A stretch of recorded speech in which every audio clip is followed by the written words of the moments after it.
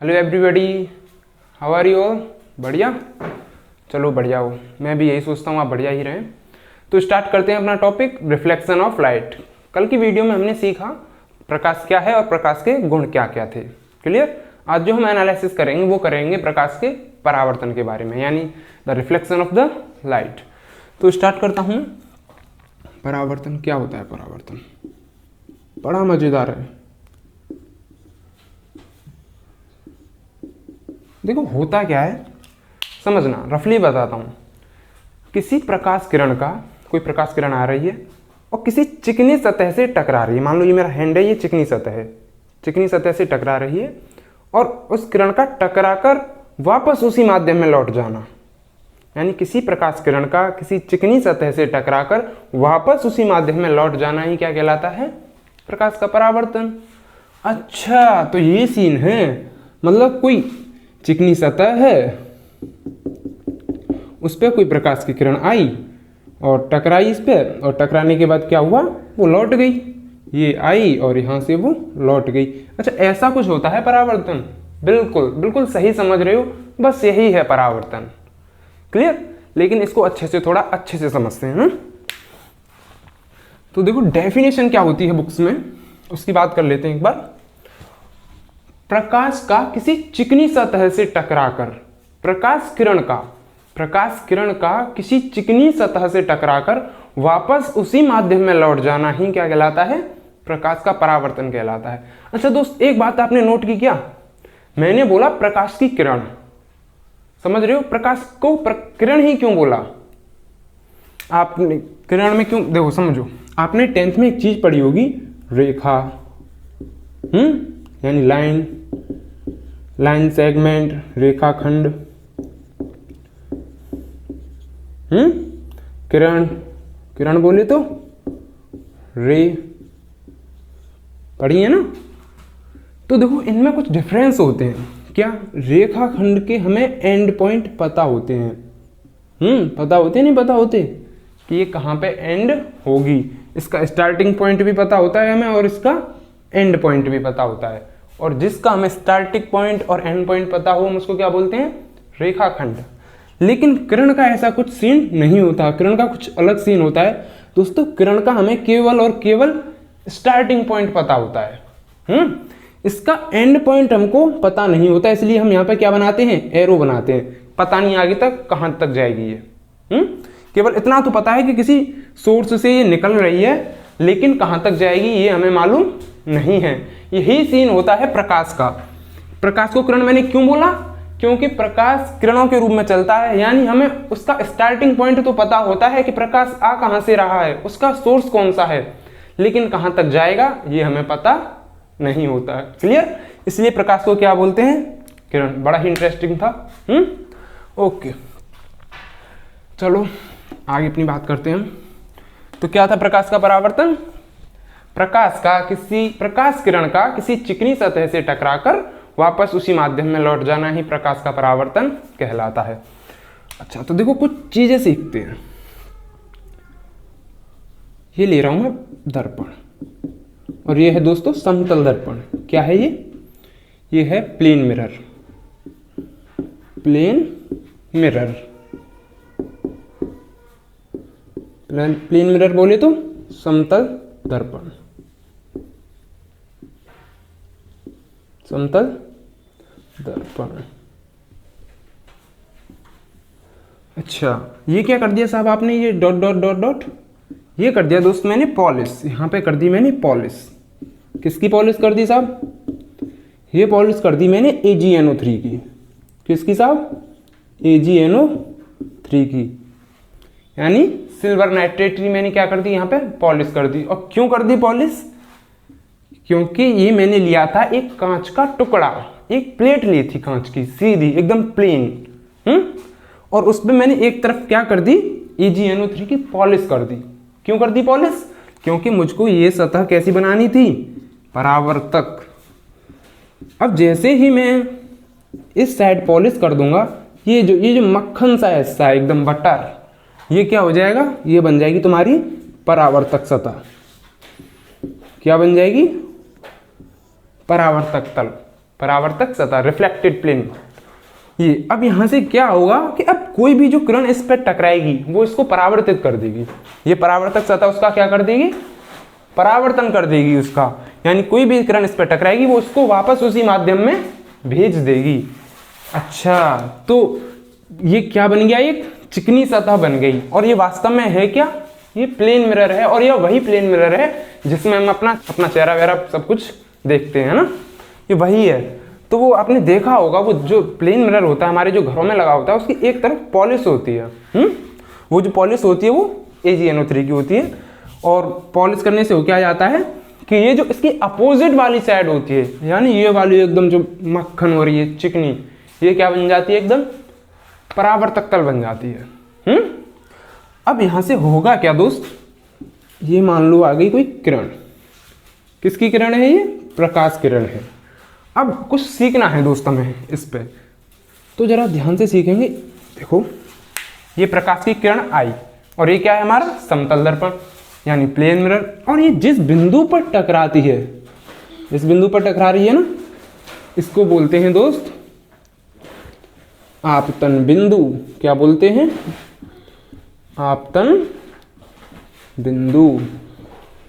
समझ में आ रहा है ना, बिल्कुल, आपतन बिंदु।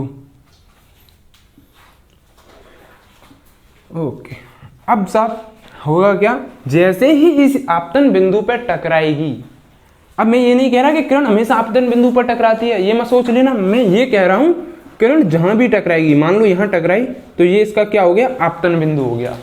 ये कोई किरण आ रही है, ये यहां टकरा रही है, तो ये इसका क्या हो गया, आपतन बिंदु। जहां भी कोई किरण टकराती है दर्पण से, वहीं उसका क्या बन जाता है, आपतन बिंदु बन जाता है। क्लियर है, ओके।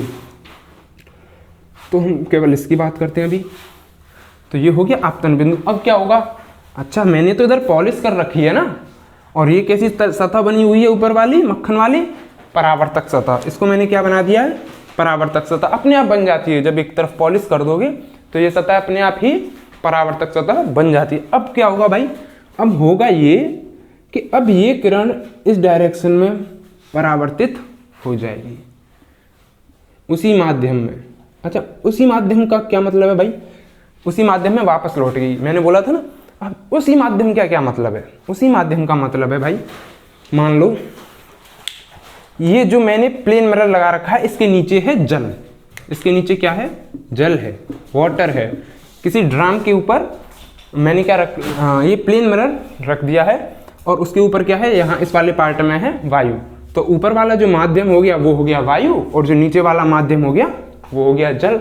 अब हुआ क्या कि ये जो किरण इस पे आई वो इससे टकराकर वायु वाले माध्यम में ही वापस लौट गई। वायु वाले से आई थी, वायु वाले में लौट गई, नीचे जल वाले माध्यम में नहीं आई। तो यही तो बोल रहा था मैं कि प्रकाश किरण जिस माध्यम से आती है उसी माध्यम में वापस लौट जाती है, जल वाले माध्यम में नहीं गई। समझ गए, वेरी गुड।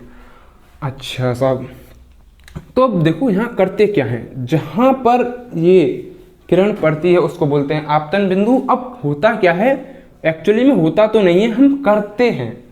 यहां पर आपतन बिंदु से एक लंब डालते हैं, ऐसा लंब जो इस दर्पण से, समतल दर्पण से 90 अंश का कोण बनाए, 90 का एंगल बनाए, राइट एंगल बनाए। अच्छा साहब देखो, ये डाल दिया मैंने लंब, समझ में आया। आप देख रहे हो ये दर्पण है, दर्पण से ये कितने का एंगल बना रहा है, 90 का। क्लियर। तो एक ऐसा लंब डालते हैं जो दर्पण से 90 अंश का कोण बनाए, और ये जो लंब डालते हैं कहां डालते हैं, आपतन बिंदु पर। आपतन बिंदु पर क्या डाल देते हैं, एक परपेंडिकुलर डाल देते हैं जो प्लेन मिरर से 90 का एंगल बनाता है, और इसको ही हम क्या बोलते हैं दोस्त, नॉर्मल यानी अभिलंब। अच्छा साहब, ये होता है अभिलंब, बिल्कुल भाई, यही होता है अभिलंब। समझ में आया, ओके।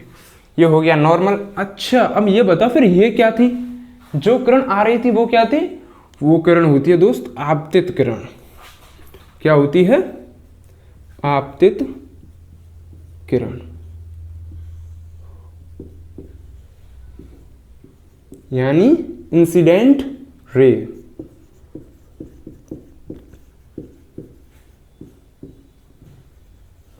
ओके, इंसिडेंट रे, ये नॉर्मल। अच्छा ये क्या हुआ भाई, ये क्या हुआ, ये जो जाने वाली किरण है इसको बोलते हैं हम परावर्तित किरण। क्यों बोलते हैं, क्योंकि इस किरण का क्या हो गया, परावर्तन।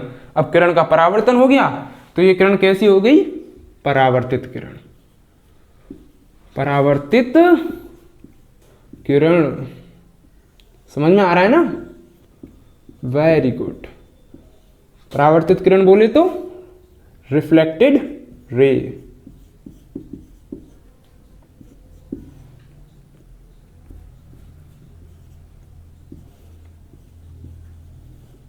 ओके, तो एक बार जल्दी से समझ लेते हैं, आपतित किरण, नॉर्मल और परावर्तित किरण, यानी इंसिडेंट रे, नॉर्मल और रिफ्लेक्टेड रे, और इसको आपतन बिंदु। अच्छा ये सीन होता है पूरा, यानी जब कोई आपतित किरण किसी समतल सतह पर टकराती है तो वो उसी माध्यम में क्या हो जाती है, परावर्तित हो जाती है।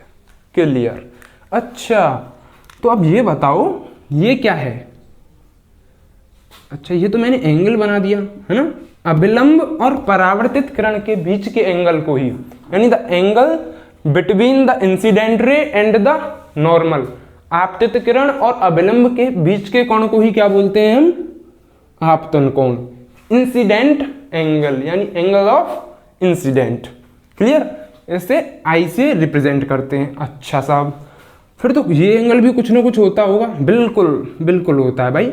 ये एंगल किसके बीच में बन रहा है, रिफ्लेक्टेड रे और नॉर्मल के बीच में, इसी के बीच में तो बन रहा है। ये गई रिफ्लेक्टेड रे और ये रहा हमारा नॉर्मल, और इसके बीच में एंगल बन गया, तो इसको क्या बोलेंगे, एंगल ऑफ रिफ्लेक्शन। यानी the angle between the reflected ray and the normal is called angle of reflection. अभिलंब और परावर्तित किरण के बीच का कोण क्या कहलाता है, परावर्तन कोण, यानी एंगल ऑफ रिफ्लेक्शन। और इसे किससे रिप्रेजेंट करते हैं, आर से।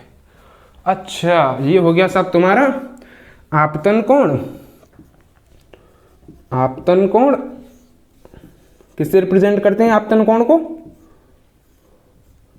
वेरी गुड, आई से। और ये हो गया तुम्हारा परावर्तन कोण, किससे रिप्रेजेंट करते हैं, अरे वाह, आर से। आप तो सीख रहे हो, परावर्तन कोण आर। तो अब देखो, अब मुझे आप सोच रहे हो भैया ये क्यों पढ़ाया आपने। मैंने ये सब इसलिए पढ़ाया क्योंकि अब हम पढ़ेंगे परावर्तन के नियम। क्या पढ़ने वाले हैं हम, लॉज ऑफ रिफ्लेक्शन। परावर्तन हमारी बिल्कुल समझ में आ गया, क्या था परावर्तन। अब हम पढ़ेंगे परावर्तन के नियम। यहीं डाल लेते हैं परावर्तन के नियम।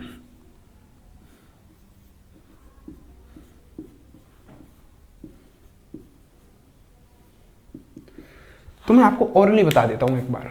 परावर्तन के दो नियम हैं। कितने हैं, ओनली 2। बड़े सिंपल से हैं, बड़े मजेदार भी हैं।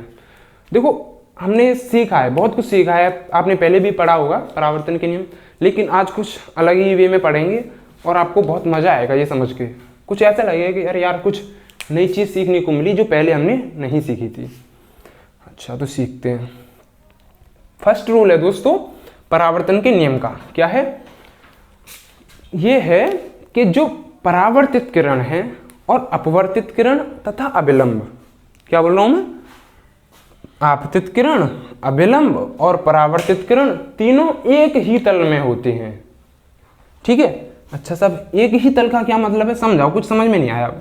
तल तल के आपने तो कह दिया तल एक ही तल में, हमारी तो समझ में नहीं आया क्या तल है और कैसे एक ही में है। तो देखो मैं समझाता हूं। आप ये एक मैं बोर्ड की बात करूं, इस वाले बोर्ड की, ये बोर्ड क्या है, ये अपने आप में एक तल है कि नहीं है। ये क्या है, सरफेस है। ये वाला ये क्या है, पूरा का पूरा एक तल है। इससे आगे यहाँ पे एक, इससे बिल्कुल थोड़ा सा आगे भी क्या है, एक और तल है। इससे आगे भी क्या है, मेरा हाथ यहाँ अगर मैं कोई सरफेस बना दूं तो ये भी क्या है, एक और तल है। यहाँ भी एक और तल है, यहाँ भी एक और तल है, यानी बहुत सारे तल है यहाँ पर। ठीक है।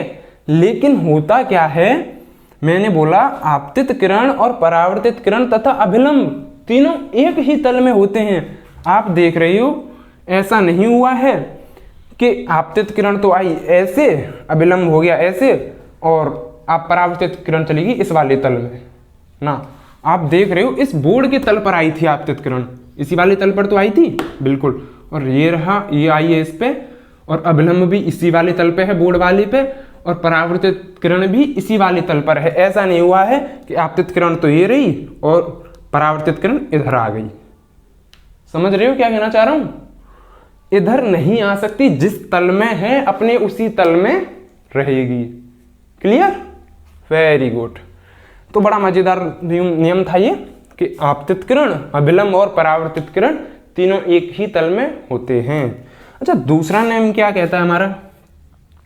दूसरा लॉ कहता है दोस्त, एंगल I बराबर एंगल R, यानी आपतन कोण का मान परावर्तन कोण के मान के बराबर होता है। अगर ये 30 है तो ये भी 30, ये 50 है तो ये भी 50 ही होगा। क्लियर? अच्छा साहब, यानी कहने का मतलब है जितना कोण बनाकर आपतित किरण आपतन बिंदु पर आएगी, उतना ही कोण बनाते हुए परावर्तित किरण निकल जाएगी। क्लियर? यानी जिस कोण से आती है उसी कोण से चली जाती है। बड़ी सिंपल सी बात है। क्लियर? ओके। तो बड़े दोनों सिंपल से रूल थे, सीख लिए हमने कि एक तो आपतित किरण, अभिलंब और परावर्तित किरण तीनों क्या हैं? एक ही तल में हैं। और दूसरा आपतन कोण यानी I और परावर्तन कोण हमेशा बराबर होते हैं। क्लियर? ओके।